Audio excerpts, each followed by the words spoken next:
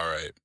Something I stopped running from and how I ended up doing so was the feeling of fear. It's weird because fear is really a biological response, I believe. You know, hence the fight or flight response we get when we are in a dangerous situation. It's for the act of preservation, to keep ourselves alive and existing. Fear isn't inherently bad, but in this world where we have our thoughts and emotions, when we let the fear go unchecked, it becomes very rampant. And it's almost like an avalanche effect where it just kind of spills over into all aspects of life. For myself, although there are other things that I've ran from, today we'll just be talking about fear. Fear itself, it kind of overarches into many aspects of life, like fear of rejection. That was something very big for me.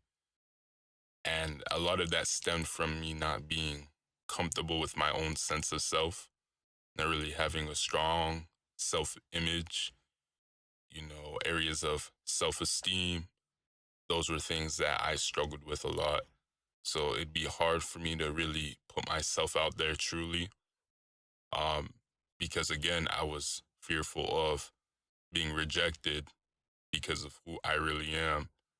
So a lot of the times I would just present who I thought people would want to see, kind of like compartmentalized iterations of myself, and in the pursuit of trying to please everybody, I ended up pleasing nobody because whatever you resist persists in this life. So by me trying to constantly seek validation from others, constantly trying to present myself as who I think they would want me to be, it in turn just made me someone that people didn't necessarily want to be around, at least the ones that would see this version of myself, because that's not authentic. You know, the best person to always be is to be yourself at all times. But it took me a while to finally integrate that into my life.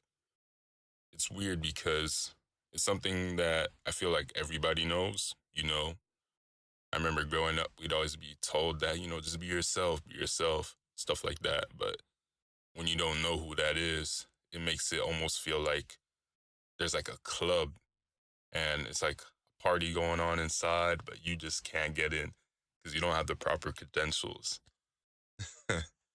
It's funny, but the irony of it all is that once you actually step into who you really are, you have a feeling of that you've known all along.